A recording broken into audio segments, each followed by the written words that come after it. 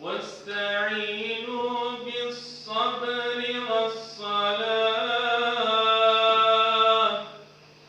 وإنها لكبيرة إلا على الخاشعين الذين يظنون أنهم ملاقو ربهم وأنهم إليه راجعون صدق الله العظيم الفاتح.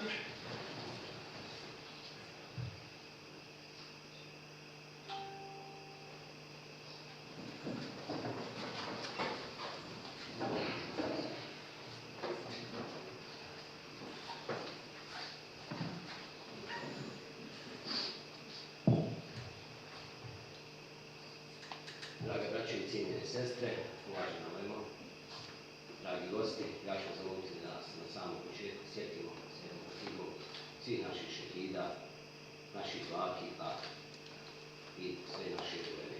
Bidaje Lillah i Fatiha.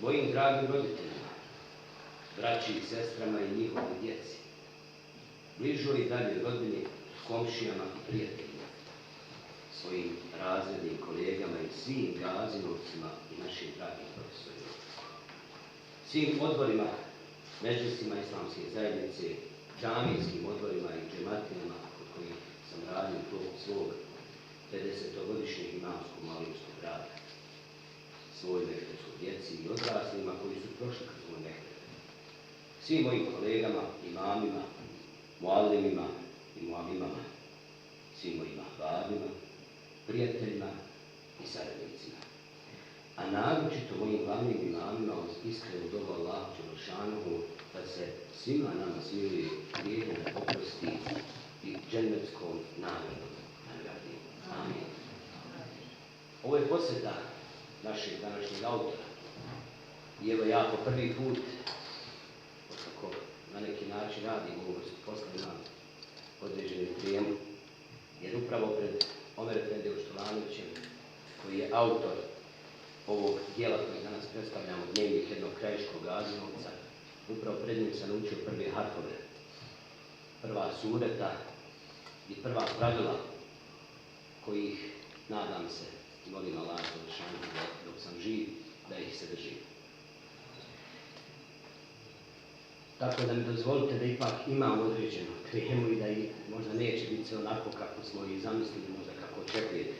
Ali evo dozvolite mi da poselamim i zaželim dobrodošlicu naš Ilijaš ispred Bošnjačke zajednice kulture Preporod i svakako Međlisa islamske zajednice Sarajevo, koji također su organizatori večerašnje promocije, da poselamim naše uvažene promotore i naše dragi gosti. Dr. Abdulgafar Velić, glavni imam Međlisa islamske zajednice Sarajevo, također s nama večeras. Zatim tu su dr. Bilal Hasanović, profesor Mustafa Sušić, profesor Abdulgafar Jukić, Ahmed Efendija Mehmedović i šerif Efendija Čaktić. Na samom početku pozdrave, dobrodošlice ili možemo reći slobodno kao domaćin večerašnje promocije uputit će nam glavni imam Međlisa islamske zajednice Sarajevo, dr. Abdulgafar Velić. Budemo.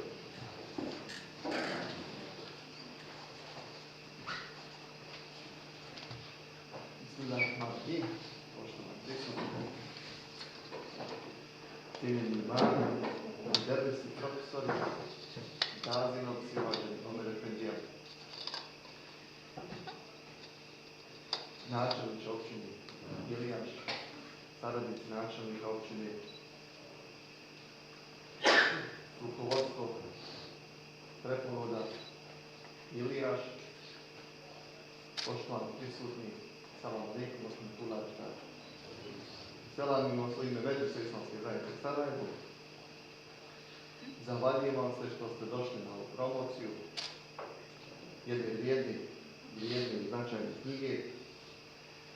I u ime Međlisa islamske zajednice Sarajevo upućujem čestitke našem Omeru Efendi Školanoviću, moleći dragog Boga da mu podari lijepo zdravlje i da još dugo bude sa nama. Omer Efendi Školanović je dugogodišnji ima, ali on na prvom mjestu, kako je sam ističe ovdje, Gazi, dijete našeg velikog Gazija. Ovdje u ovoj prostoriji imamo jako puno Gazinovaca, učenika Gazi Husre Begove medrese. Bilježi se da je Gazi Husre Beg nije imao djece, vlastite djece, kao mu je supruga njegova jednom kazala, živjeli su na Bistriku, da krivila je sebi, možda je ona kriva zašto nemaju djece, zašto Gazi Husre Beg veliki nema djece, pa mu je predložila da oženi neku drugu, možda bude imao djecu. Onda je Gazija rekao da to više nikada ne spominje. Svako dijete koje se rodi u Bosni, od Save do mora, je moj dijete. Ja se brinem o njemu. Jedan od tih Gazinovaca i djece, Gazi Husre Bega je i Omer, koji je došao iz Krajine, svoj Gazi Husre Bega. Gazinovac vremenom postaje i Gazija. Tako je naš Omer Efendi Školanović, kada budete čitali ovu knjigu, kao dugogodišnji imam, svakom djetetu pristupao kao vlastitom djetetu. Od Poče, preko Gornjeg, Vakupa, Ljubuća, pa do Ilijaša.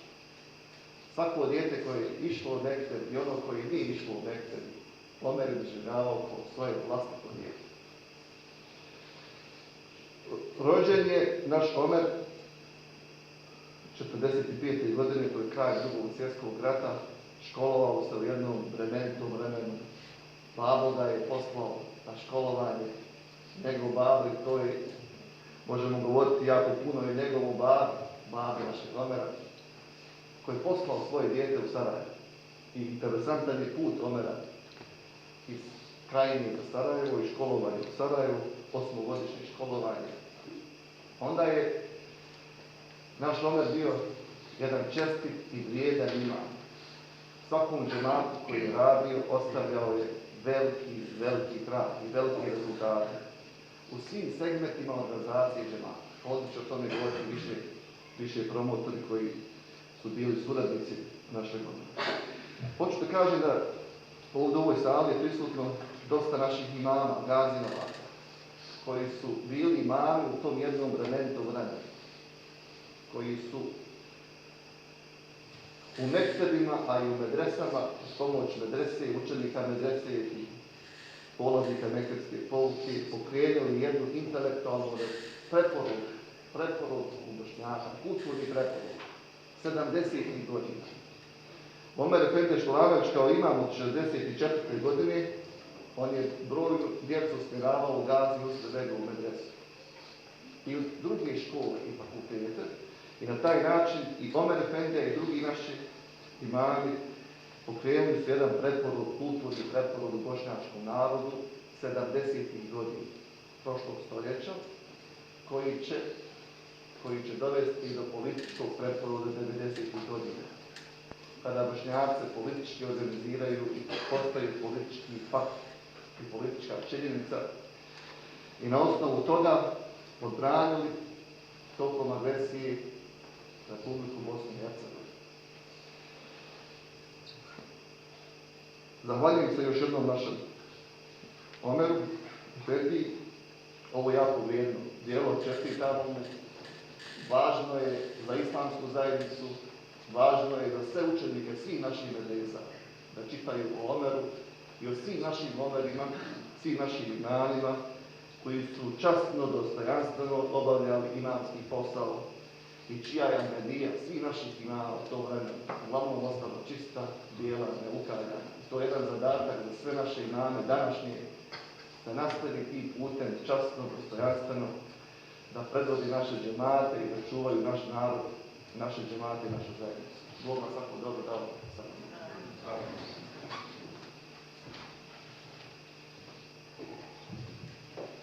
Zahvaljujemo se doktoru Veliću. Iz moje arhive da se ne zaboravi. Rođendanska čestitka petogodišnjem dječaku Jeginović Mirzi Harun. Dragi Harune, čestitam ti ulazak u 5. godinu života i želim da je provedeš u sreći, dobrom zdravlju i rahatluku, sa onima koje najviše voliš i sa onima koji će ti se uskoro pridružiti ako Bog da. Dragi Harune, šaljem ti ovaj fini Mihal da iz njega naučiš Fatihu. Ako ja budem živ, ako Bog da, za tvoj idući rođendan ja ću ti opet poslati drugi Mihal ili neku drugu lijepu knjigu ili slikovnicu. Ako ja preselim na bolji svijet, onda ti pošalji meni tu Fatihu koju ćeš naučiti. I tako, dragi Harune, na svaki svoj budući rođendan sjeti me se i pošalji mi Fatihu. Allaha molim da ti on dadne sve što je najbolje u tvom životu. Amin. Piše naš Omer Efendi Štovanović. Dugogodišnji kolega u općini Ilijaš, pa i u ratu, svakako bio je šef Efendija Ćatić, koji je također naš večerašnji promotor i kojeg pozivamo ovdje za govornicu i da vam se obrati.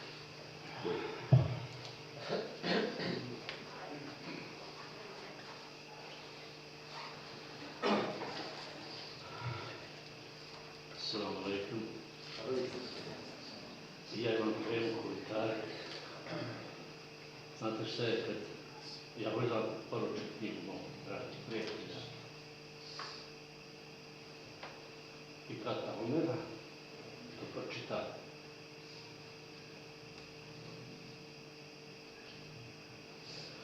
Prije svega zahvaljujem se što me pozvao, što je insistirao da dođem, jer mi smo Omeru Iljaški narod prvi put dobili jednog brata kada je došao. Remetli dragi Kadima i ja najviše smo se s njim družili. I takav vam je Omer. Omer je inače navikao još od mali nogu cijelog života samo da daje. Pa ako šta dođe. Takav je njegov cijeli rad. Želim preporučiti njegovu knjigu zato što kad mi nekad rekao da će pisati svoj ratni dnevnik, kako je hodao, išao od autobusa do autobusa, od Kina do Kina, od ovog onog, ko će to čitati? Ali sam tako bio iznenađen da naprosto tu knjigu u mojoj kući niko nije ni ostavio, kad je privatno da nije pročitao. Šta tamo piše? Omer Efendija završio 4 rad osnovne škole i kao dijete je došao u jedan grad u kojem se nije izgubio.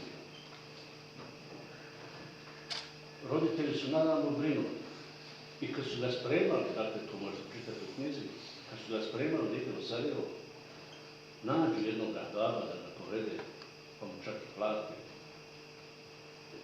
A on ga dovede do Bihaća pa ga dao ruke drugima. Pa to Omer onako ovlaš spominje u knjizi i naravno ide dalje. Zašto Omer je moj, dakle, krešnik? Sjećam se moje babe Nuhana Rahmetli, 51. godine, uzma abdest. Znate, oni naši hamami, pa mu malo hoćemo da polijemo, on da, star čovjek, nemojte mi to raditi. Ja ga pitam, Nuhane, šta će ovo biti 91. godina? Kaže, sinko, dragi, nemojte ništa njihovo uzmati. Od Čafira i kaže, nemojte se ništa. Dakle, to je genetika našeg Omera Efendije koji je tako radio kroz život, kad sam rekao, samo je dijelo. U knjizi piše svaki njegov rastanak od te porodice, od babe, od majke, od sestre, od brata. Njegov brat Muharem, koga oni zovu Muho, kraj tako, je bio moj školski drug, prijatelj.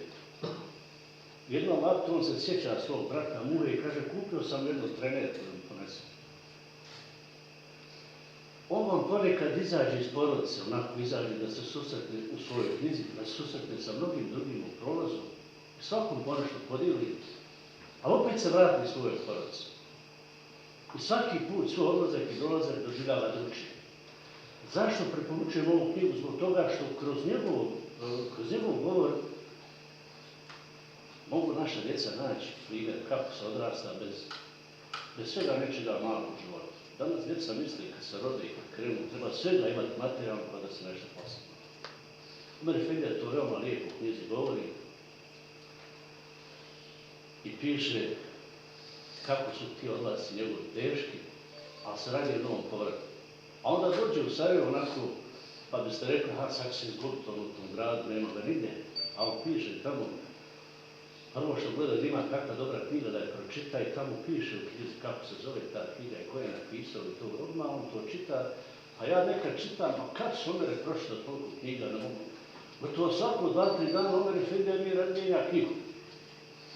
Onda nešto malo para, ako ima, ako nema od Irana, pozajmi pode da pogleda neki film, pa tamo piše koji film gleda.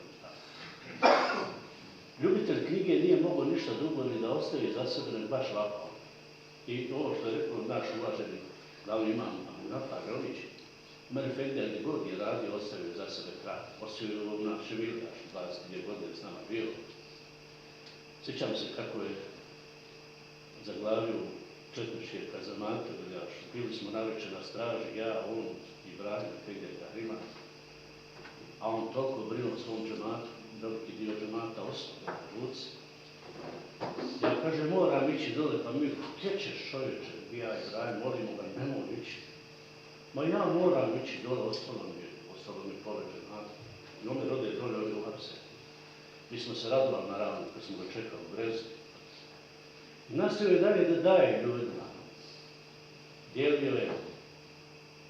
Omer Efendija je puno dao nama Ljašanima. Jesmo li mi njemu? Trebamo se zapitati. Posebno se osvrćio svoje zadnje hudbe koju je napisao. Povrijeđen nekim svojim babima. A on je takav, on puno vjeruje babima. Inače ljudima, takav je. Danas mi je drago da sam ovdje s njim iz više razloga, zato što, kažem vam, bio nam je kao brat. U ratu smo se često sretali, uvijek zračio nekom novom nadom. Ako bi nešto kupio za svoju porodicu, kupio bi nešto za svoje ahabe, jer on je takav. Molim Boga drago da ga nagradi za ovo njegovo djelo. A vas pozivam da pročitate ovu knjigu. Izuzetno je lijepa. Puno je tih krajiških izraza, vadite se snaći, ja sam se snašao. Znate, oni naši ima razlike izraza koji ponekad ne znam to odakle ta riječ, ali to narod koristi. On ima toga mnogo u svojoj knjizi. Međutim, knjiga je tako lijepa, tako fina, da jednostavno izlazite s njim zajedno. Ja sam čitajući njegovu knjigu ponovo odrastao u toj kraji. Vjerujte, ponovo sam rastao zajedno s njim, jer pratim ga i vidim sve to što njega je susrelo i moga remekli brata Efendiju Šefika, koji je također došao iz Krajine da se školja, ali kad imate vidu da on ima 4, da on završi 4 različne škole, došao sad, onda možete misliti i gdje on se snađe. Hvala vam puno na pažnji i molim Boga da vas nagradi, što ste ovako održali mog Omer Efendiju, a ja vam se još jednom zahvalim da sve vam se učinio za vas, učinio mnogo.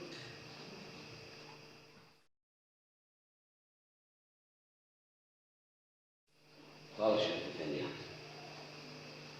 Polaznicima mektepske nastave za odrasle. A sada, dragi moji polaznici, poslušajte i dobro upamtite ovu moju današnju poruku vama.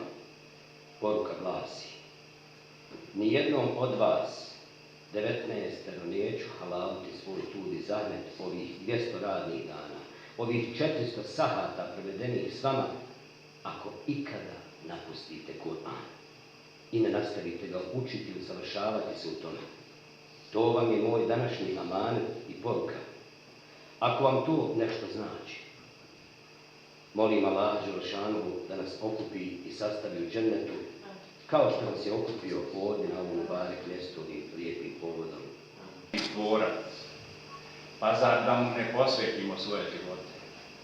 Pa zar da mu ne robujemo?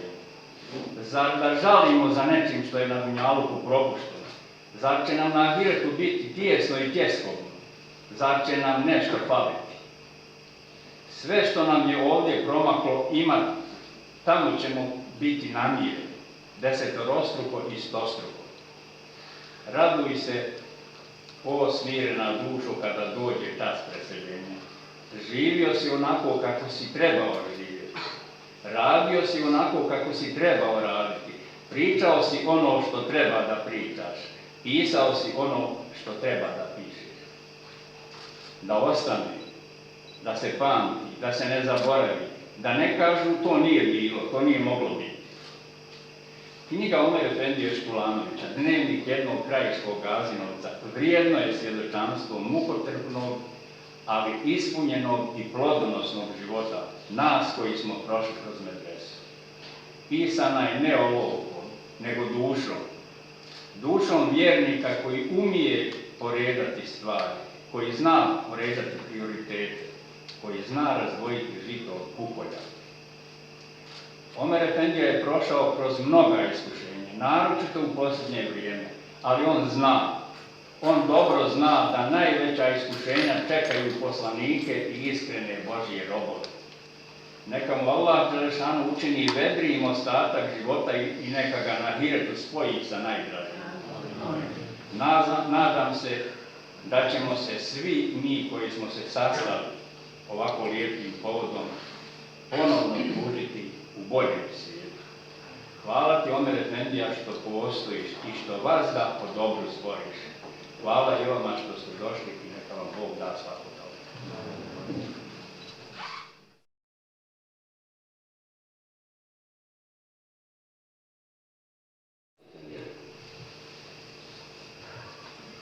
Dio iz dove mojoj generaciji.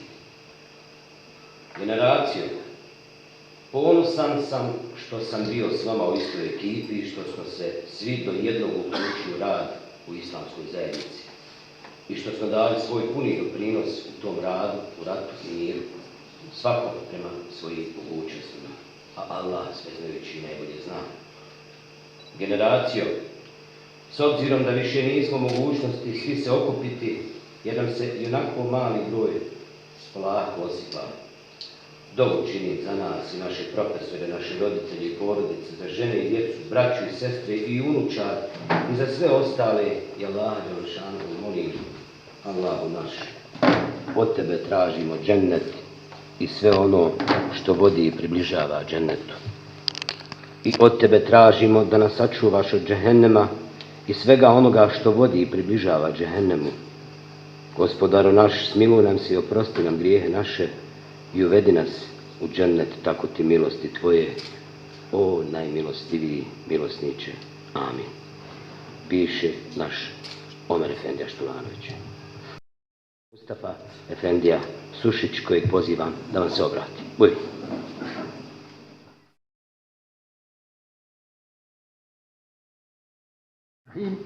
Alhamdulillahi rabbil alamin.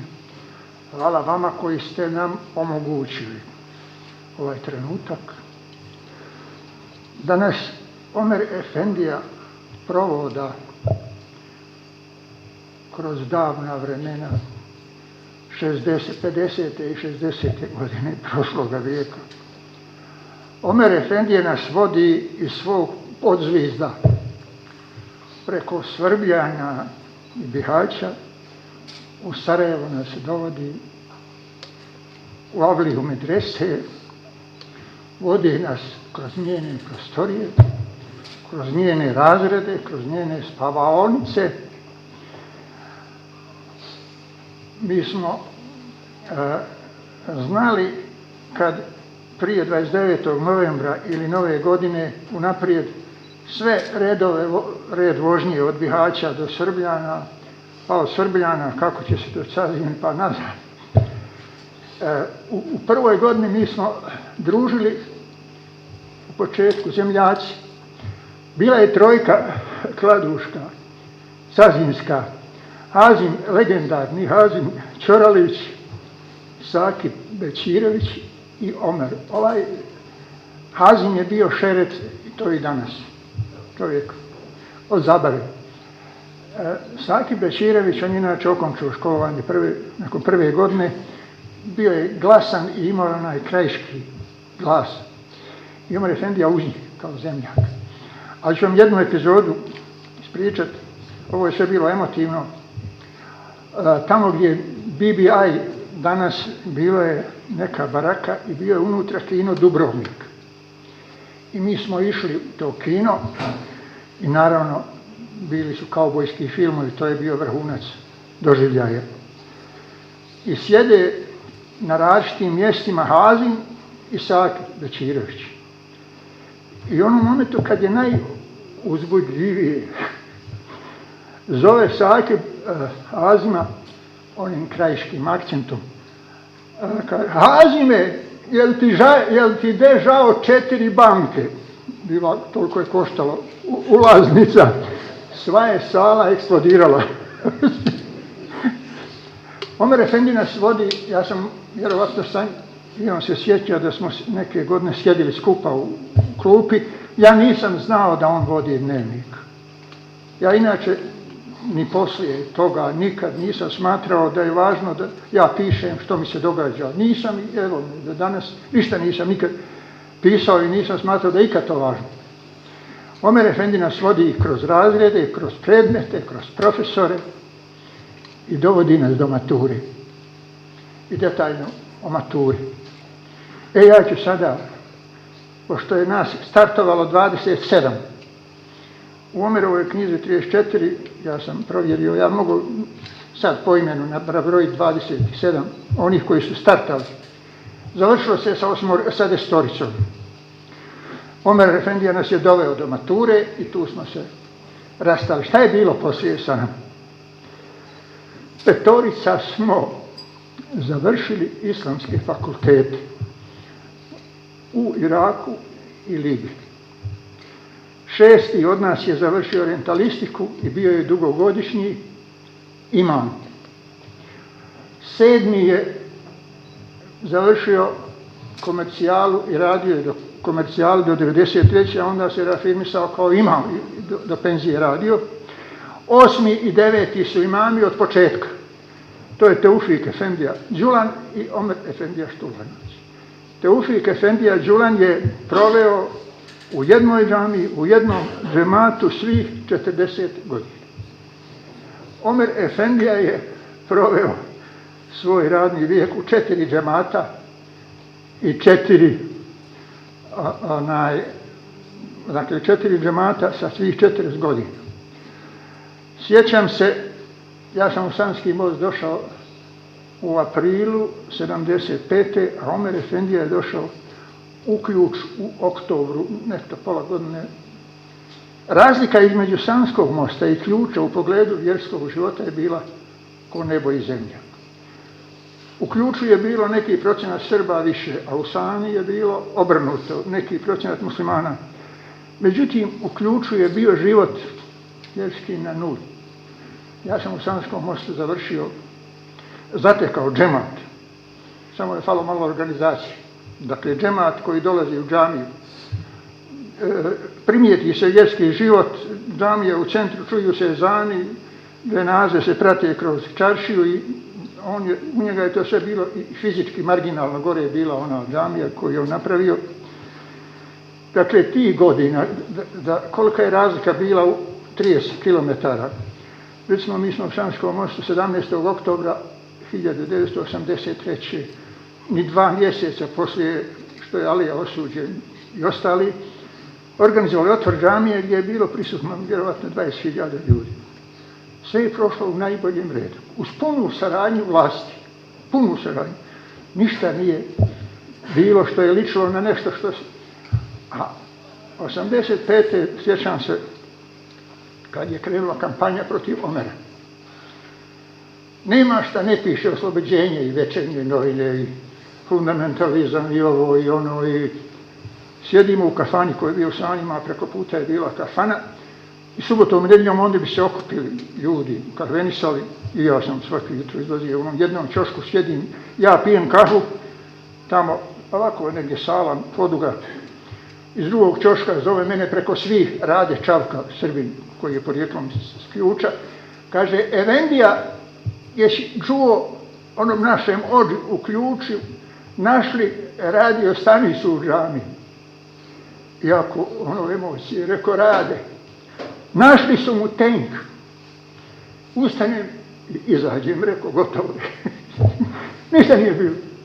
Niko nije nikakvo pitanje postavio. Dakle, govorim kolika je razlika i koliko je njegov napor bio mnogo veći. On je želio da postigne, jer onaj što je prije njega bio, čini mi se da je sebe mrzio zato što je hodio. To je meni najtragičnije.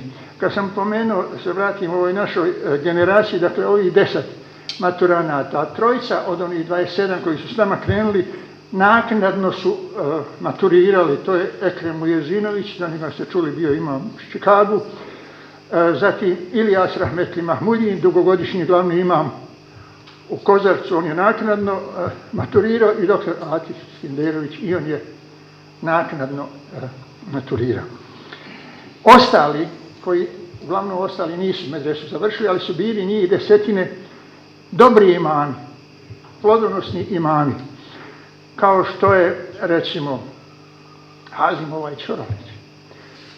On je šeret, ali on nije dao fikretoviscima da dođu u njegove Čoraliće. On je bio bedem. Inače, tamo je mnogo zavisilo od kakav je imam u tom džematu, kuda će, na koju će stranu. Zatim Ahmed Efendija Bandić, Ramiz Ajović, to su krasni imami. Onda Besim Šeper, imao kod njega kontraverziji, ali on je ostao u Bosanskoj Gradišci čitav rat. I tamo je muslimana relativno po broju najviše ostalo u gradovima, jer gdje god su imami napustili džemat, ljudi su vidjeli da nema tu budućnosti. Ređić, Ismail i Abdurrahman. Dakle, nismo proizveli nijednog komunistu. Ova generacija nije imala sreće. Pazite, mi smo završavali, ja sam završio i Omer Efendija 2 marksistička kursa u medresi. Znate, možete se, omladinska organizacija je harala u medresi, ali ništa to nije imalo, nikakvog utjecaja na nas. Evo, da vam kažem, nas 10, sva moguća propaganda, išli smo na radne akcije, u šahu smo bili dobri, 2 godine smo osvajali šahovsko prvenstvo sarajevskih škola, na akcije radne gore na Kovače, pa onda dole na otoku mijenjalo se tramvajska pruga. Mi smo se tako komotno osjećali u to vrijeme. Recimo, idemo kroz Baščaršiju, ovako zgusnuto. Mustafa Omerdić, ima u Visokom što je bio, pjeva sve brigade dobro rade do nebesa, a medresa primjer daje. Niko ne obraća pažnju, niko ne vidi u tom ništa negativno. Dakle, to je generacija koju, napisao sam da je Omer bio najuspješniji imam od naše generacije, unazad neke i unaprijed neke generacije. Ovdje moram dodati jedan aneks. Ima jedno ime među nama, koje je 2-3 stepenice iznad svih u nas, bez obzira šta smo radili. A to je Ševko Omerbašić, da i on neću ništa reći. Hvala vam puno.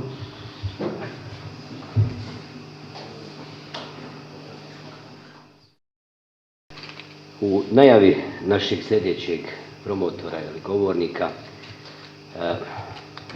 bilo je planirano nešto da posebno kažemo, međutim meni je naumpalo sad, prije nego što smo ušli u ovu salu, kao učenik u Mektebu Omer Efendije Štulanovića na hatvama takozvanim nekoliko naših učenika, kao što je to i danas praksa, imali smo dakle onaj završni ispit i glavni imam tadašnjeg Medžlisa Islamske zajednice Sarajevo nam je došao u posjetu. I evo, tada postavlja pitanje za sabah namaz. I sad znate na ezan es-salatu hajru minen neum. I ja sam, čini mi se, rekao to na arapskom, a ovaj jedan zahid iza toga trebao da prevede. I on je umjesto bolje klanjati nego spavati, rekao je bolje spavati nego klanjati. I znam da smo dobili svi, tada i ja i on, pošto smo se nasmijali obojica glasno, poneki 20-ak maraka od tadašnjeg glavnog imama, a on se zove Abdulgafar Jukić, naš uvaženi profesor kojeg pozivam kao promotora da on se obrati. I evo, anegdota je konačno riješena, nisam ja ipak rekao bolje spavati, ne klanjati. Bismillahirrahmanirrahim. Alhamdulillahi rabbil alamin, wassalatu wassalamu ala ashrafil mursalin, sayyidina Muhammedin wa ala alihi wa sahbihi ajma'in. Assalamu alaikum wa rahmatullahi wa barakatuh. Hvala Allahu Đelešanuhu što mi je omogućio da učestvujem u ovoj promociji sa dragim prijateljima, istaknutim islamskim pregavcima. Čestitke organizatorima, mom medlisu, Sarajevskom medlisu, preporodu džematu Ilijaš. Okupila nas je autobiografija, dnevnik jednog krajiškog gazinovca, Omer Efendije Štolanovića, čiji se život ispunjen radom, trudom i dobrotom. Pisati dnevnike nije nimalo lako, jer zato treba puno volje, discipline i znanja, i zato su rijetki oni koji pišu dnevnike, posebno za duži period. Mada znamo da je pisana riječ blago koje ostavljamo potomcima da čitaju i koliko primaju. Jedna kineska poslovica glasi: i najbljeđa tinta je bolja od najboljeg pamćenja. Naš istaknuti Bošnjak Alija Isaković kaže, nažalost, Kahrine, taj njegova izraka, da smo više pričalački nego čitalački narod. Sad, bojeći se da puno ne pričam, a da pročitam o malo o ovoj knjizi, da vas malo provedem kroz ovaj dnevnik Gazije Omer Efendije Štolanovića. Omer Efendija Štolanović, ja sam jedan recenzenata, pa sam napisao malo preveću recenziju, ali i sve su unijeli u knjigu. Govori kako je nastao ovaj njegov dnevnik. I zato poslije toga posebno spominje završetak 4. razreda osnovne škole u svom Rajnovcu. Evo kako kaže: onda je došao red i na mene. Ali bio sam negdje pri kraju po abecedi, to sam morao čekati. Došao je red, pročitala je Jela, Štolanović, Nuhana, Omer, prošao je odlično. Najbolji je đak. Miran, bila bi prava šteta da ne nastavi školovanje u gimnaziji. Hvala Allahu Đelešanuhu. Omer Efendija će nastaviti školovanje u Gazi Husrebegovoj adresi. U tada jednoj adresi u bivšoj SFRJ. Školovanje je trajalo 8 godina. Kroz školovanje u medresi, kako nam je zabilježio Omer Efendija, saznat ćemo svu teškoću, položaj i stanje muslimana i njihovih vjerskih institucija u društvu, u društveno-političkom sistemu naše države. Omer Efendija Hili završava školovanje u medresu, ostavljajući nam poseban dojam u poglavlju višeg tečajnog ispita. Tada se polagalo 8 ispita na maturi. Preskočit ću da poslije ovoga, jer nam je dočarao prilično dosta Mustafa Efendija, suši profesor. Saznali smo kasnije iz ove knjige da je Omer Efendija Štolanović posle Adem Efendije Hadžića, koji je oslobođen mature, da on bio je drugi odličan đak od maturanata. To tačno se navodi ovdje. Omer Efendija zapošljava se u Jabuku kod Foče. On je moj vado sa Drine. Ja iz Foče oženjen, on iz Jabuke kod Foče. Od poznate porodice Čengića, rahmet njegovoj Sevija Hanumi. Kad sam pisao recenziju, bila je živa, a danas je, inšallah, u Berzahu, vjerovatno gleda dženevske ljepote. Omer Efendija posle Jabuke odlazi na odsluženje vojnog roka, pa odlazi u Kostajnicu, dolazi u Bugojno, dolazi u Gornji Vakuf. Sve oči nas i mama oprte su bile u Gornji Vakuf, kako je Omer Efendija radio. Otvorenje džamije trajalo je 3 dana. I ja sam bio sretnik da sam iskopač iz Suboče kao imam, došao na otvorenje. Da se desi još nešto što je tada neprimjereno za onaj društveno-politički sistem.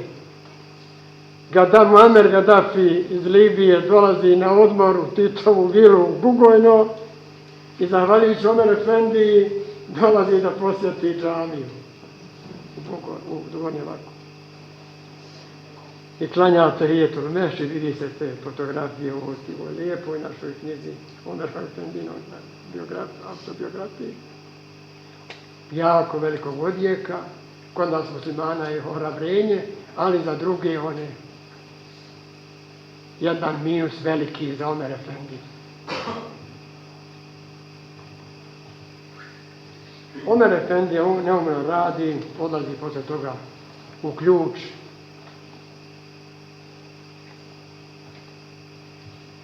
Čeka ga 100 problema, kao što kaže Mustafa profesor Sušić. Omer Efendija nije prošlo mnogo vremena u Ključu. Preko 100 polaznika vjerske obuke, 300 pretplatnika lista preporod, 100 na glasnik i veliki novčani iznos za fakultet i medresu. I kaže, prvi put u Ključu na na odbor islamske zajednice piše odbor islamske zajednice. Prvi put posle 45. godine. Dragi načelniče, uživajmo u slobodi, dragi moj Akibe, čuvajmo ko zjenicu u oko. Odlazak, da se ne bi razvijala islamska svijest kod muslimana, o važnosti vlastitog identiteta, partijski vrh bivše Jugoslavije, određivao je okvir vjerske zajednica, a posebno islamskoj zajednici. Koliko mogu i smiju razvijati vjerski život, što je u normalnim okolnostima i slobodu razvoja društva bila potreba. Tako je normalno. Dakle, kad odrede da se malo prešla granica, krenu hajke, hapšenja, privođenja, pretresanja. To se desilo i Omer Efendiji, ali alhamdulillah ostao čista obraza. Evo, ovaj dio, iako Omer Efendiju poznali renesanskih dana, tačnije od 61. godine, evo nas sada zajedno u odboru islamske zajednice, kada je došao iz Ključa. Prinudno morao je, dakle, Bogu hvala dragom, da nije uhapšen, premješten je u Ilijaš za imama. Ja sam iz Dubrovnika kao imam došao za pomoćnika glavnom imamu, profesoru Karaliću.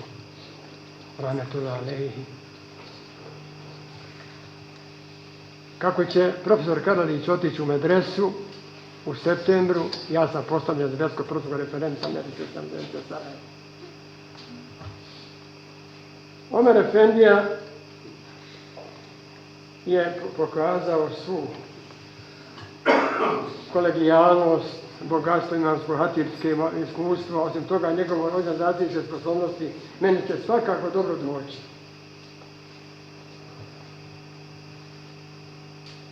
Omer Efendiji se dolazilo samo da se posavjetujemo i da se odmorimo u ovom našem lijepom vjerskom životu.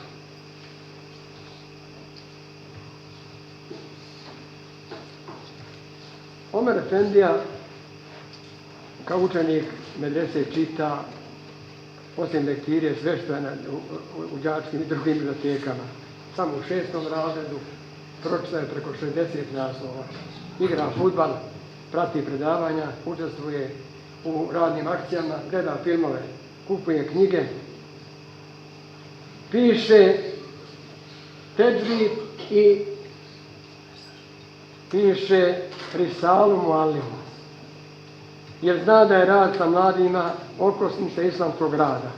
Omer Efendija bio je dovoljno profesionalno osposobljen za svoj posao, ali tu svoju profesiju pretočio u istinsko misionarstvo.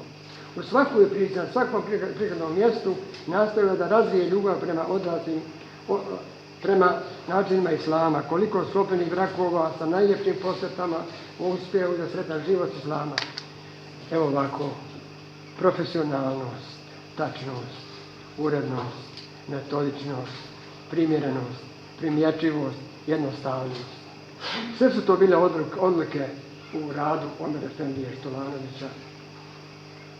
Ali time ljubav, on pravi džamije, time posebno razvija ljubav prema islamu, džamijama, džematu, islamskom bratstvu, islamskoj zajednici.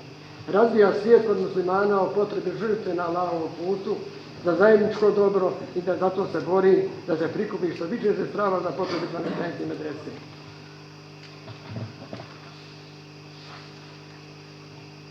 Kako je samo lijepo, na lijep način dočekivao predstavnik islamske zajednice, kolege, studente, učenike i učenice medrese, teravije, imame. Omer Efendija nikad nije isticao svoj rad, niti je drugima nametao tempo svog rada, nego je samo razmenjivao iskustva. Bio bi grijeh, napisao sam u svojoj recenziji, da je kuća Omer Efendije, bio bi grijeh ne istaknuti da je kuća Omer Efendije bila prava musafirska. Malo je dana bilo bez musafira, zahvaljujući Omer Efendiji, a posebno njegovoj čestoj Sehija Hanumi, Begovici Efendinci i njegovoj dragoj djeci, evo sada rahmetli Mensuru i njegovoj Mensuri. Sve uspjehe u radu možemo svakako pripisati njima, ali isto tako sve tegobe u životu. Oni su više osjećali nego su i sam Omer Efendija. Prije nego što nekoliko rečenica završim ovu moju govor, da se sjetimo, drago mi je što ste zadnje dane prigledali Nedžada Ibrišimovića, našeg vježbog književnika, rahmetullahi alejhi. A on kaže, sva je Bosna čudo, svaki njen potok i svako njeno brdo čuli su glas Kur'ana. I ne zaboravimo, kad se tiče sloge i ljubavi, kaže Nedžad Ibrišimović, nosi onaj svoj vječnik ovako u jednom, gledam kako ga nosi i pita me, čitaš li Abdul Gafar?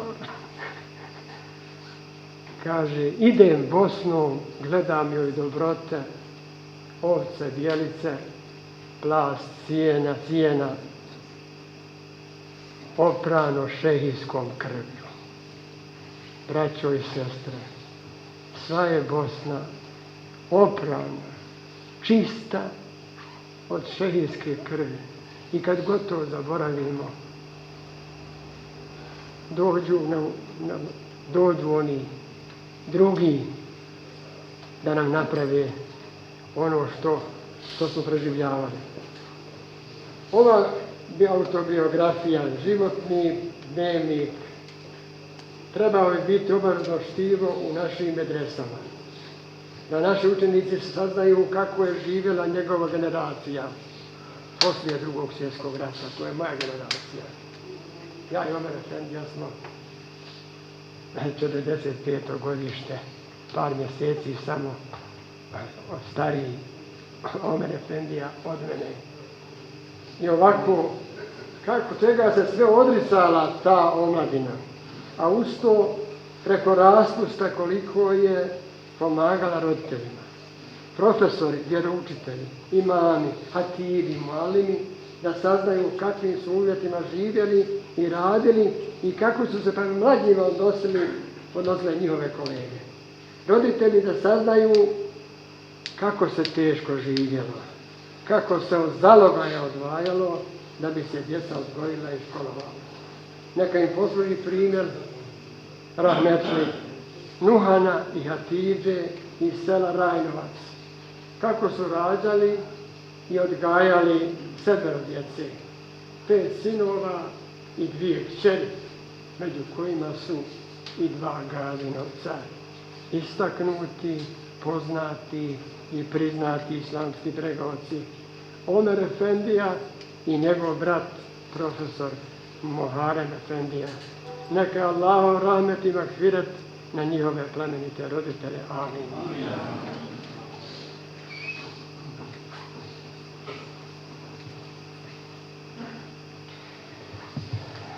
Hvala profesor Abdulgafaru. Evo, baš prije početka ove promocije javili su nam da nas gledaju i u Dubaju, da gleda upravo bratić našeg Omer Efendije, a sin Muharem Efendije Štlanovića, Muhammed. Pa evo, selamimo i njih, a live prenos nam je omogućio naš džemat Stari Iljaš u saradnji sa Radio Iljašom, Iljaš Info, Iljaš Net i svim ostalim medijskim partnerima koji evo nas podržavaju rad Bošnjačke zajednice kulture i preporod općinskog društva Iljaš. Prije početka ove promocije u razgovoru sa profesorom Hasanovićem nekako smo došli do toga, do jedne rečenice, da ima, i ovo što je upravo profesor Abdulgafar rekao, da ima nešto u tim našim dolinama, ima nešto u tom našem zraku, što ponosa, što iluma, što je nekog stida. Dugo godina smo učili kroz njegov ilmihal, dugo godina je bio naš dragi i rado viđeni gost ovdje u Iljašu, u to vrijeme najčešće kao šef vjersko-prosvjetne službe Mešihata u Bosni i Hercegovini, naš sljedeći govornik i promotor, profesor dr. Bilal Hasanović. Bujno.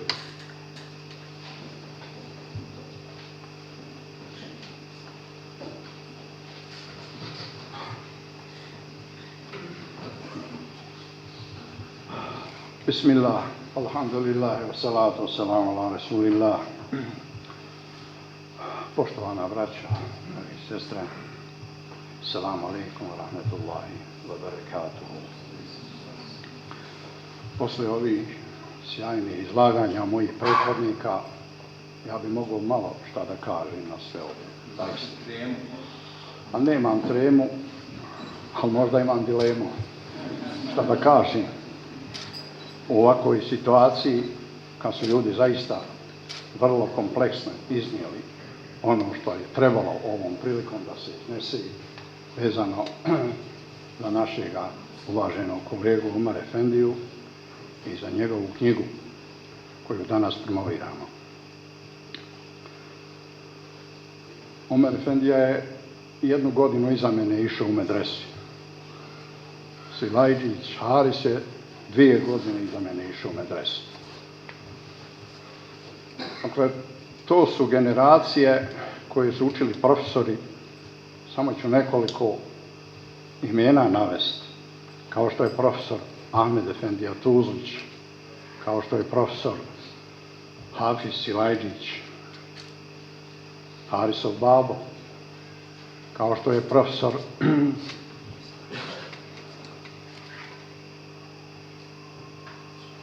je profesor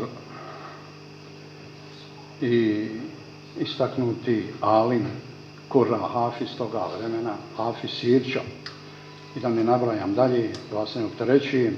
Dakle, to je generacija profesora bila, kad ja gledam iz ove perspektive, sada, iz ovih svojih godina, koja je mogla danas predavati na bilo kom islamskom univerzitetu u svijetu. Na toj 8-godišnjoj Gazi Husarbegovoj medresi. Zaista istaknuti su to bili profesori, istaknuti alimi. Šteta je što mi u to vrijeme nismo imali tu tehniku, ili ona bila tek u začetku, da se sve to snimi, njihova predavanja. Zaista je šteta. Govori o tome na bilo direktan ili indirektan način naš Omer Efendija u svojoj knjizi. Nešto sam i ja o tome govorio također u svojoj knjizi, koja je slične naravi kao što je Omer Efendina prije 4-5 godina izdata. Ali ja ću 2-3 momenta samo da spomenem. Evo, profesor dr. Ahmed Efendija Tuzlić, koji je predavao u Gazinoj medresi ravno 30 godina. Ravno 30 godina je predavao i primao tu malu medresansku profesorsku platu. Vrlo su te plate njihove bile tada skromne i siromašne skoro, tako da se jedva život održavao. A istovremeno je predavao na Filozofskom fakultetu u Sarajevu grčki i latinski jezik. Jedini profesor grčkog i latinskog jezika u Bosni i Hercegovini.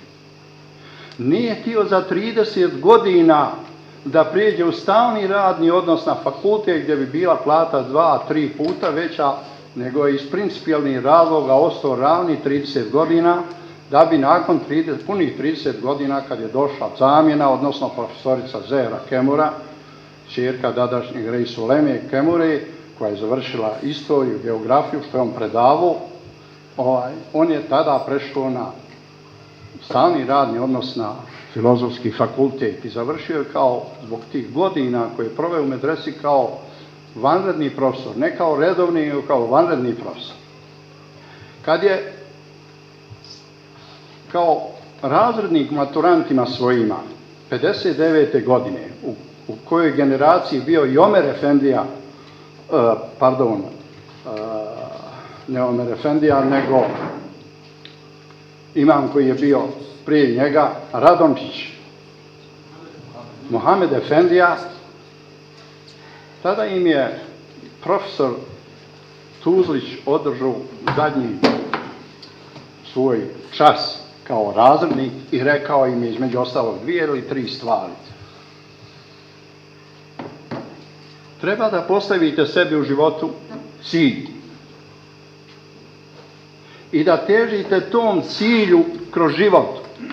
Ono čemu je težio i Omer Efendija i ostvario najvišim svojim dijelom.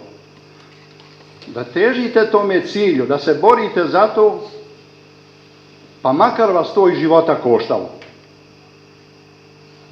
Pa je navodio primjere tada Božjih poslanika, kroz šta su sve prolazili, pa je spomenuo i Nikolu Kopernika i sve te velike ljude koje je crkva spaljivala u to vrijeme, koji su odrekli svoga cilja i svojih ciljeva i svoga znanja i svojih principa. I tada je rekao, ja sam također postavio sebi 3 cilja u životu. Ovaj profesor Tuzić. Prvo je da naučim Kur'an napamet. Interesantno, mi kao njegovi učenici, susrećući profesora na ulici ili na hodnicima medrese, on je nešto pjevušio, tiho. Mi smo mislili neku svoju ariju. Interesantno, pjevuši kad vidi neko. To nismo znali, nije niko praktično to znao. A on je zapravo učio kuranske ajete, kuranska sura. I nikad to nije ozvaničio. Rekao je tada je prvi put rekao, javnosti kazao, u to vrijeme to velika stvar bila, da je on hafiz Kur'ana. On je sin poznatoga Kurra Hafiza Sarajevskoga, Hafiza Šakira Tuzlića, koji je bio izuzetno ugledan u Sarajevu. I nama je Hafiz Silajđić, naš muderris na Kirajetu, govorio, mi smo išli sa Rajlije, kaže, ja sam išao u kuću toga Hafiza Šakira Tuzlića, u podrum, kaže, da se uvjerimo. Mi sad čekamo šta? Da se uvjerimo. On je naredio da se isklesu nišani još za života njegova i da se upiše datum njegovog rođenja i datum njegove smrti. I kaže, mnoge Sarajlije su radi ibreta išli da to vide i zaista pitali smo, jel to zaista se desilo tako, profesore, zaista je tako se i desilo. Ta godina koja je uklesana tamo, on je te godine preselio. Dakle, to su bili veliki ljudi, veliki alimi, evlije našega, toga doba našega. Naučio sam, kaže, Kur'an napamet, drugim je cilj bio da obavim hadž. Teško je bilo u to vrijeme obaviti hadž, vrlo skupa bilo. Ja se sjećam, moj babo je 66. obavio prvi put hadž. 60 onih šorvana veliki zlatni je morao da donese u Narodnu banku. Na taj način je država pokupila zlato od svijeta, znate. Da bi promijenio to u valutu koja je trebala tamo da se nosi. A to ću obaviti, inša Allah, kaže. I treća stvar jeste da doktoriram, kaže, na latinskom jeziku. Evo, alhamdulillah, doktorirao sam. To su bili ti veliki ljudi, veliki alimi, veliki profesori koji su predavali, ali evo, spomenuti su ovdje i neki momenti, neki događaji vezani za knjigu posebno i za Omer Efendiju i njegov angažman i rad i uspjeh, jer Omer Efendija gdje je bio tamo se podizalo, tamo se podizali objekti, tamo se podizao svijet i u duhovnom i u materijalnom smislu, pa je ova poznata džamija napravljena u Gornjem Vakfu, pa dolazi Gaddafi, velika zvijezda u to vrijeme u islamskom svijetu, to je pojam bio, došao u Bosnu, zapravo u Jugoslaviju. Došao on i u Sarajevo, razumije se, on je išao gore u Bugojno, pod broj 1 je htio da posjeti tamo vojnu industriju, da vjerovatno neke ugovore postigne sa Jugoslavijom vezano za taj angažman. Doktor Ahmed Efendija Smajlović Rahmetli, naš predsjednik starešinstva svojevremeno, je u to vrijeme bio doktorant na Islamskom univerzitetu u Lazaru Kairu. I bio je tada na odmoru. Ova vrhuška politička u Sarajevu, u Bosni i Hercegovini, tada povodom posjete Gaddafija jednu večeru su tako svečanu organizovali, gdje su pozvali Rej Sulemu, tadašnji Kemuru, a bio je tu prisutan i Džemal Bijedić, predsjednik Saveznog izvršnog vijeća, bio je prisutan i Hamdija Pozderac, u to vrijeme sekretar Skupštine Bosne i Hercegovine i tako i drugi neki ličnosti. I sad u tom jednom opuštenom razgovoru, toku te večere, Gaddafi je malo i mangup bio,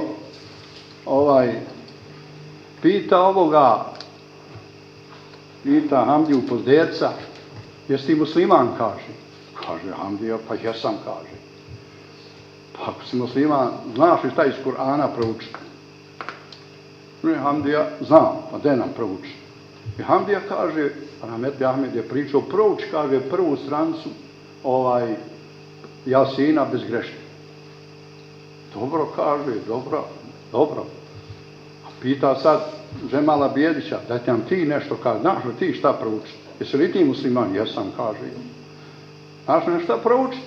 Kaže, ja ove kratke sure malo znam, kaže, kul huvallah, kul zbrabi nas, tako to. Pa de nam prouči. I počeo je Bijedić da uči, a griješi, pravi greške na tom, znate kako to znaju ovi naše početnici, tako. Kaže mu Gaddafi, izgleda da ti je, kaže, loš bio, kaže, mualim vjeroučitelj. Da nije te dobro, kaže, podučio. Kaže Bijedić, upre prstom u Kemuru, Rej Sulemu, on je moj, kaže, bio mualim. Gleda Kemura, kaže, u njega i u Gaddafija, tačno je to, kaže, predsjedniče, da sam ja njemu bio mualim. Jedno je vrijeme radio Kemura dole kao sekretar šerijatskog suda u Mostaru. Ali, kaže, on je bio, kaže, slab učenik, ja sam njemu sve jedince dao, kaže.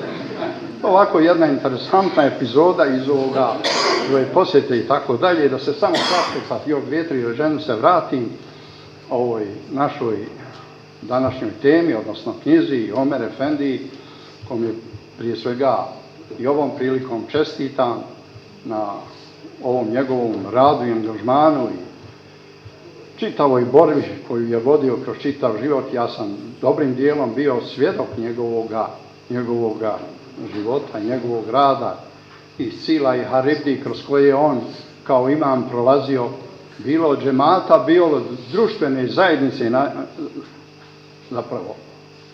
Zamislite kad se pravila nova džamija u Ključu, koji je bio inicijator Omer Efendija sa svojim džematom, jedan broj džematlija nije mogao nikako sebi da priušti, da shvati, da ga ubijedite, da može biti mokri čvor u suterenu džamije. Može biti mokri čvor samo negdje daleko od džamije čovječa. Ne može nikak tu. I Omer Efendija nas zove iz starešinstva i kaže šta ću da radim, ne možemo da radimo, kaže, zaustavit će nam sve ovo, kaže. I mi smo otišli tamo zaista. Ma tako su ti ljudi čudni bili, to je nevjerovatno, trebalo je s tim ljudima raditi, trebalo je te ljude ubiti. Pa kažemo, gdje ste išli, je li išao od neko od vas na hađ? Kaže neko, pa jes. Pa jeste li vidjeli da ima tamo i mokri čvor? On je u suterenu negdje dole i tako dalje. To je prirodna stvar. Ma nije do sada naše džamije to nisu imale, pa ne treba ni sad. Što nisu do sada, nismo imali mogućnost tako nešto da uradimo. Danas tenčki to možemo, jedva se to nekako ubijedilo, ja vjerujem da je Omer Efendija tu najviši imao problema s time, ali on je uvijek izlazio, hvala Bogu, kao pobjednik. Ja mu želim svako dobro, želimo dobro zdravlje, molim Allah šano da nagradi sve nas, ako Bog da, za naša i njegovo dobro djelo. Salamu alejkum.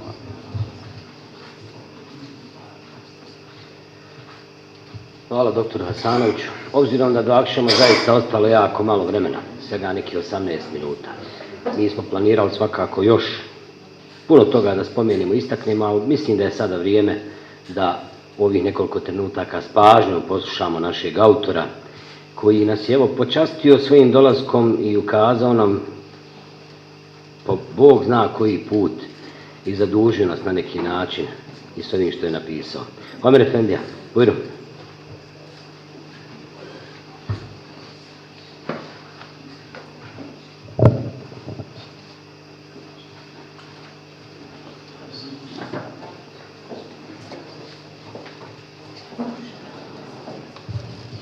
Assalamu alaikum wa rahmatullahi wa barakatuh. Euzu billahi mine šeitanir rajim, bismillahirrahmanirrahim, alhamdulillahi rabbil alamin, wassalatu wassalamu ala khayri halkihi Muhammedin wa ala alihi wa sahbihi ajma'in. Ema ba'd, cijena braća, sestre, dragi moji ahbabi, gazinovići, pomalo sam pokoju suzu pustio tamo slušajući ove moje ahbabe, pa se nadam da neću to ovdje ponoviti. Ovdje je knjiga koja govori o ključu do ove ključke tekije. Tamo gdje sam, evo spomenuše kolege, bio protjeran zbog džamija. Ovdje je blok koji sam 1964. počeo pisati tu moju, autobiografiju. Ova knjiga, kao moj dnevnik iz škole i kasnije, govori o meni, mome životu, mojoj mladosti, mojoj medresi, maturi i tako dalje i tako dalje. Prije 65 godina, u junu 1956. godine, nakon završenog 4. razreda osnovne škole, sa 11 godina života, svjedočanstvom 4. razreda, do duše odlične su ocjene bio, krenuo sam u bijeli svijet. Malo rano, ali tako je bilo. Kada sam dobio pozitivan odgovor za prijem u medresu, a bilo je to toga ljeta, a sebe mi je bio od Mehmedalije Hadžića njegov amidžić Sakib Efendija, nije Efendija, ali je bio Softa Hadžić, kasnije završio pravo i bio opštinski sudija u Gračanici. Bio 4 godine stariji od mene i bio na ramazanskoj praksi u mome selu, boravio kod mojih roditelja i pričao mi o Sarajevu, o medresi, o đacima i tako dalje. I kod mene tako taj neki interes postigao. On nije otišao u medresu, nije otišao u službu, a eto meni je bio sebeb da ja odem u medresu i cijeli svoj život provedem u službi islamske zajednice. To Allah tako daje. Te dakle godine, prije 65 godina, sam navršen 11 godina, krenuo sam u bijeli svijet. Prvi put cipele obuo. Dotad su bili opance i bos. To je bilo tako. Prvi put štopano nekakvo odijevce obuku, jer dotelj je bila domaća radiost. Od ketena, majke su to pravile, stale, šile i tako dalje. Prvi put u autobusu ušao da se vozim autobusom. Prvi put napustio teritoriju, tako da kaže, moje općine Velika Kladuša i krenuo prema Pećigradu, Cazinu, Bihaću. Prvi put sam vidio tad Unu. Čitao sam u bukvaru o njoj. Prvi put željezničku prugu i vozove i one teretne koji su meni bili interesantni, a posebno ona lokomotiva parna kad pusti onu svoju paru, pa pusti onaj pisak svoj i tako dalje. A tad je jedanput bio autobus iz Kladuše prema Bihaću, odnosno iz Bihaća bila su dva autobusa, jedan je išao preko Bužima, drugi išao preko Cazina, u Kladuši se oni sastajali i samo produžavali taj krug pravili. Ko nije taj prevoz zakačio, da tako kažem, nije ni mogao otići taj dan nikuda. Tako je bilo stvarno. U Cazin Srbljanima pored Une 6 sahata čeka se voz za Sarajevo. 6 sahata. Pored vode, na obali, da bi pratio te vozove i teretne i lokomotive i kad prođu se pijač, u povratku onda se ide u te, gura se u te vozove i tako dalje. Prvi put sam se vozio tada kad sam pošao u Sarajevo u voz. Da ne pričam, bila je velika gužva, onako malo negdje čuturio se na sjedište, nisam ništa vani mogao vidjeti. Vidim voz se drma tamo vamo, ulaze i izlaze, ja mislim šta je ovo, ja ne vidim, ne znam da voz ide, nego mislim to je neka tu udurma, tako da kažem. Tad se je išlo preko Doboja, presjedalo u brzi voz, tu je ona izreka zbogom Bosnu ja odu u Sarajevo, jer je tako kružilo. I to jutro kroz Zenicu prvi put sam vidio Željezar i one dimnjake, o njima smo čitali u bukvaru i tako to. Prvi put kroz Kakanj, a tamo je babo bio na dobrovoljnoj radnoj akciji. Dobrovoljna jer je morao ići. Sitna djeca, vrijeme da se siju, usjevi i tako dalje, ali naredba je idi, mora ići par mjeseci tamo, a bilo je to u vrijeme Alije Sirotanovića, vi znate o čemu govorim. Pričao je babo rahmetli, nije to baš tako ni bilo ko što pišu novine.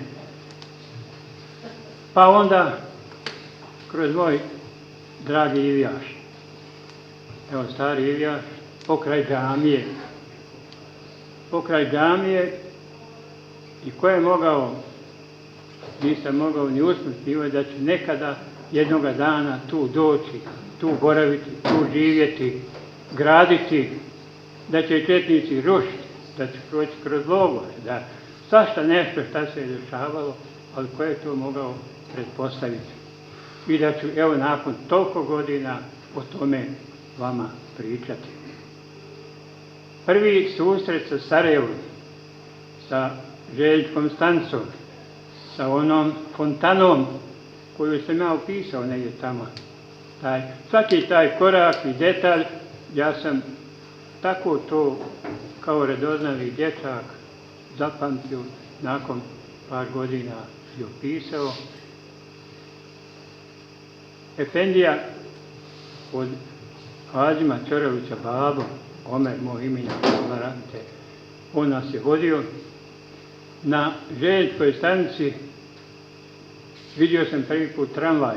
Mislio to sad neki vagoni koji hodaju tamo tom štrekom. On je nama angažovao nekog konjića i neka čudna kolica natkrivena od ozdrav. Nisam ja znao tada je to fijaka. Potrpali smo se mi i on je kroz grad. Ja sam se čudio kao dijete sa sela kako onaj konjić ide, ne boji se ni onih kamiona, ni autobusa, navikao valjda.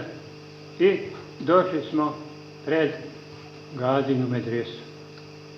Pred kapiju, daska, tu tako piše na nju Gazi usred Begova medresa. Ja sam u svojoj mašti zamišljao da je to neka džamija ili nešto tako, ali eto. I onda taj prvi susret sa medresom, sa učenicima, sa profesorima i tako dalje. Prvi konak, prvo jutro, kad smo na doručak ustali, kad smo po redu Ibrahima Vrebca, to je bio vaspitač, čuveni, kada smo fino ulazili po redu, pa onda tamo sjedi pa sipaju onaj čaj ili kahu. Pošto 3 s jedne strane stola, 3 s druge, i tad je onaj Sakip koga je neko spomenuo ovdje, od ovih mojih ahbaba, to jutro kad je stari učenik pošao da nam sipa svima, pokaže da nećemo iz jedne čase, kao kod kuće, to iz jednog suda, i njemu je ostao nadimak čas. Znali smo ga tako, ne iz neke, nego baš po tom prvom jutru doručku. I onda odjednom svrha trpezarija bila poduga, 2 stola, promi se, valjda naredio vaspitač, dova, amin, ono prvi put tako, i to je ostalo da odzvanja 8 godina.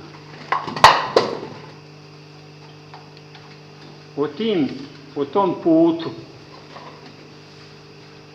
rastanku, naćete tamo ako budete listali ovaj dnevnik. Svaki put ja sam opako, kad sam to svoje čitao i kako je bilo rastati se sa roditeljima, sa bratom i sestrama, sa rodnim krajem, sa džamijom, školom, njivama i tako dalje, bunarom. Ali nakon 2,5 mjeseca, za 29. novembar, dan, znate, dan Republike, idemo kući. Nije mogao niko nas zaustaviti da ne odemo, pa prvi odlazak, 56. u jesen tu. Allah je dao da je moglo se doći, ali tu noć 2 zatrpoje snijeg. Zatrpoje snijeg, nije ništa moglo, ni kamioni, autobusi i tako dalje. 2 sedmice. Allah je dao da sam ja sa svojim roditeljima, bratom i sestrom, da sam proveo tako neplanski, ali Allah je to tako dao. Ja i danas smatram da se Allah meni smilovao da dođem tu. I šta je bilo? Babo, Allah rahmetelje, angažuje čovjeka koji ima sanke, one obične, pa nekako se to pripremilo, jer 2 sedmice je bilo pitanje, nakupi se neopravdanih časova, izostanaka. Kad smo išli sa konjićem i onim sankama kao kroz bob stazu. Ne vidi se ni konj, ni ništa, toliki je snijeg bio gore naročito preko cazinskih onih prevoja i to mi je ostalo u sjećanju. Kasnije i druga putovanja, neko je spomenuo kako su to bila neizvjesna putovanja. Kreneš iz Sarajeva, dođeš do Stadin Srbljana, ispadneš tamo snijeg do pasa, ništa ne radi. Ili ima autobus, ali dođe puni bihaća i mi kao djeca pentramo se uz one gore stijene prema gradu, izađemo opet prije autobusa, ali on samo svirne i ode dalje.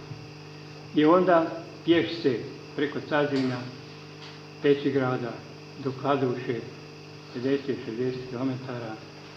To su bile poteškoće tadašnje generacije. Roditelj koji je slao dijete unaprijed je na neki način jedan dio toga, kako bih rekao, svome djetetu. Onda majke ko majke, one su to teže podnosile. 4 godine, pa sam počeo pisati, evo, ovaj dnevnik. A ovaj blok koji vidite u mojoj ruci, 63. i 4. godine, kad sam maturirao i prvi džemat, počeo sam da bilježim to i ostalo je to. Allah je dao da se to sačuva.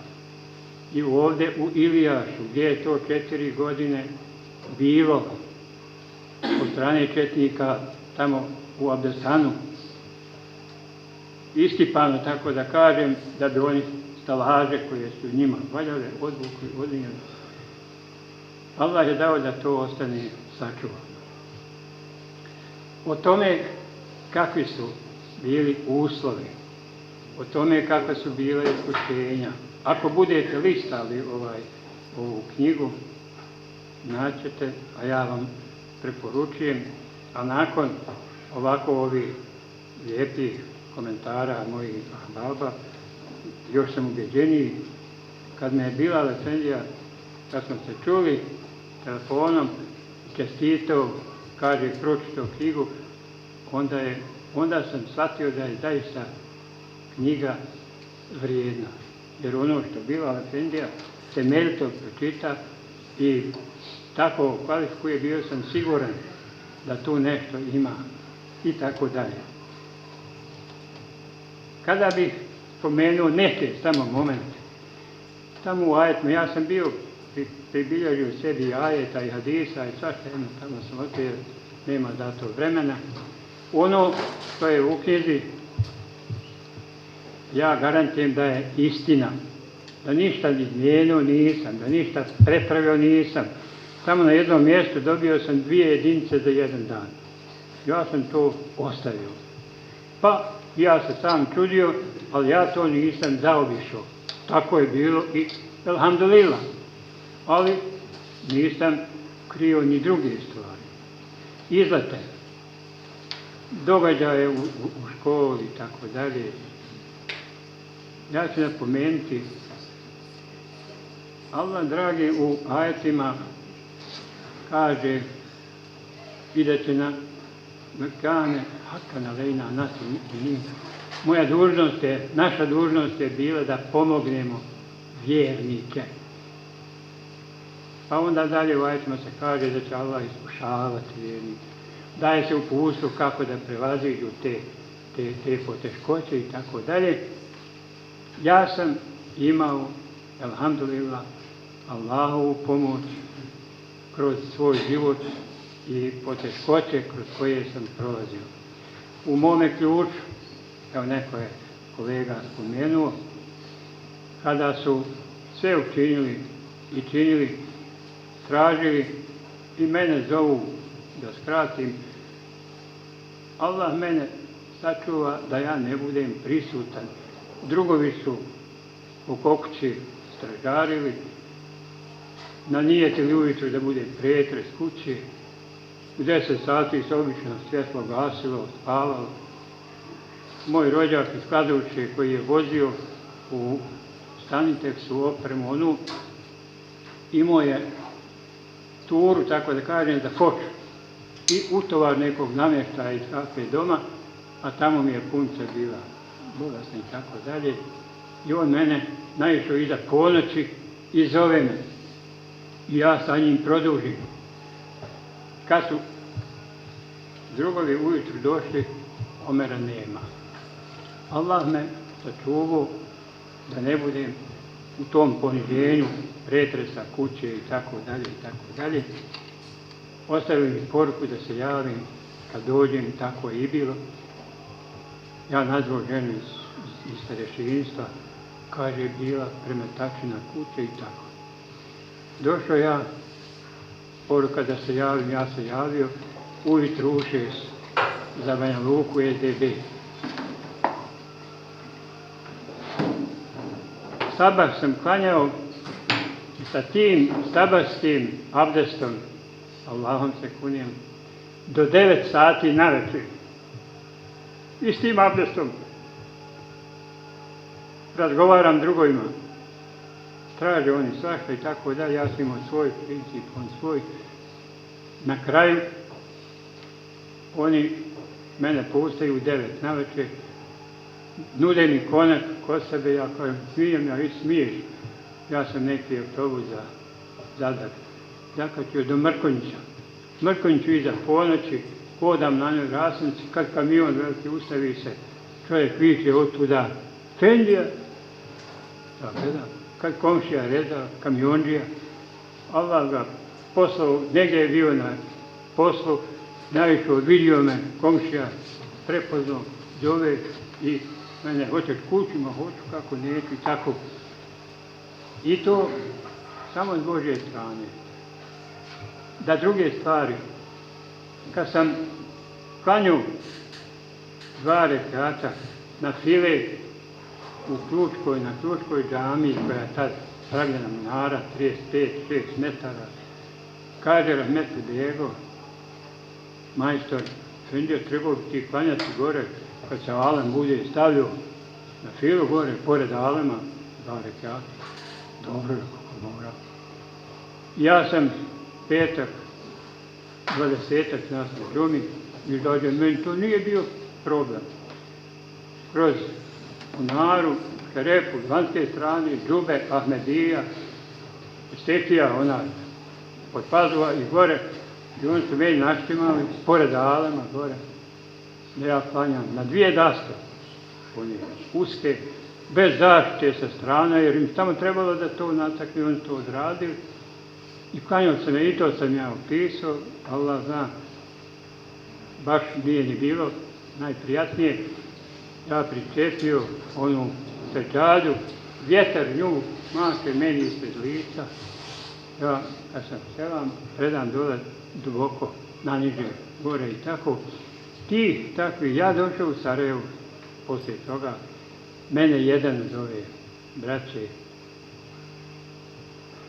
prigrlio, kaže, da sam ja Bog na tom mjestu.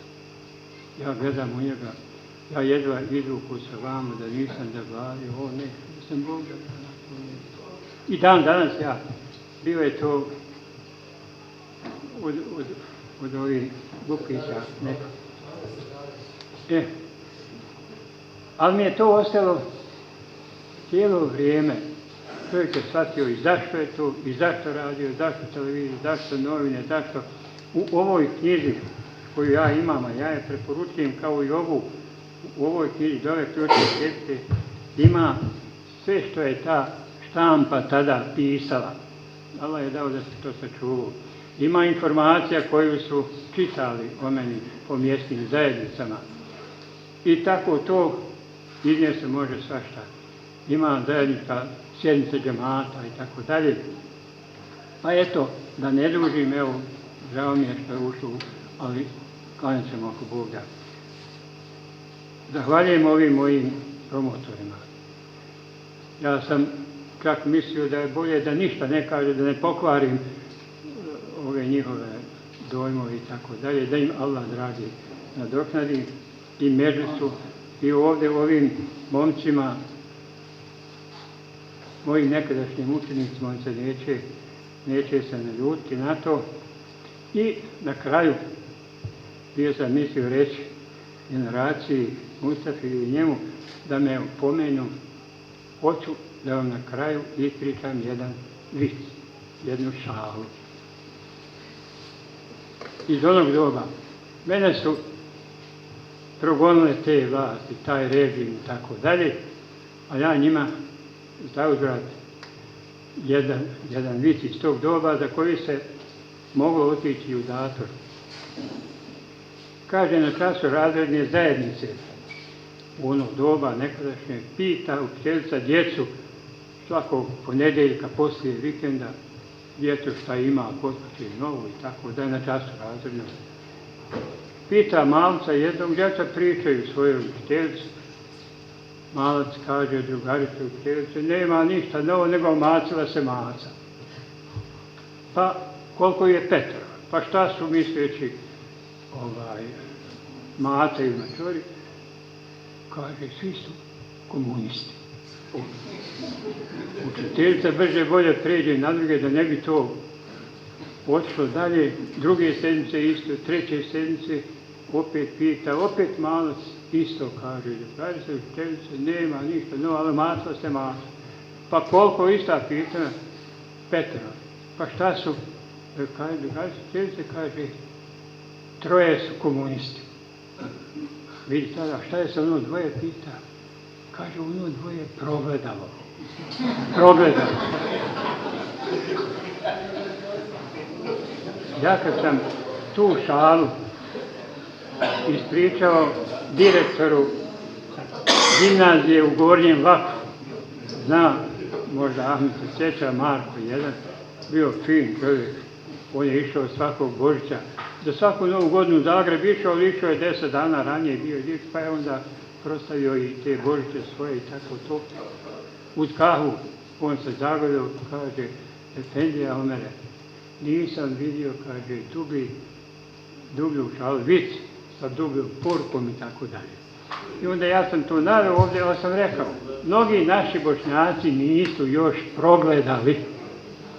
Nažalost, ja imam baba iz onog doba koji su završili onu skojersku školu i danas, a babi smo tako, ja zovem, pokušavam i tako, kaže dok dođem u penziju. Prošlo vrijeme, došla penziju, ista stvar. Nikako da progledaju. Allaha molim da nam pomogne da progledamo, oni koji nisu progledali, da vas Allah nagradi. Hvala vam domaćinima, evo mome djeri, mi ga tako zovemo, neće on zvijesti. Mojim kolegama, gazincima, ja posebno zahvaljujem što su ovdje večeras i drago mi je njihovo mišljenje, posebno mi je drago čuti da neke stvari, ako treba ih, kako bi rekao, možda razjasnimo i tako dalje. Da vam se Allah smiluje, da nas Allah u džennetu, ako Bog da, sastavi i da zahvalim, mnogi su mi u mojim iskušenjima zadnjih mjeseci i tako dalje, sina sam izgubio, ženi i tako dalje. Koji su se javljali, ima baba koji su nazivali, pa kaže on Efendija, nisam imao snage da se javi, pa se rasplačemo i tamo. Oni koji se javili i koji nisu, znam da su prijatelji, da je Allah sačuva od sličnih iskušenja, da nas Allah sastavi u džennetu. Assalamu alaikum.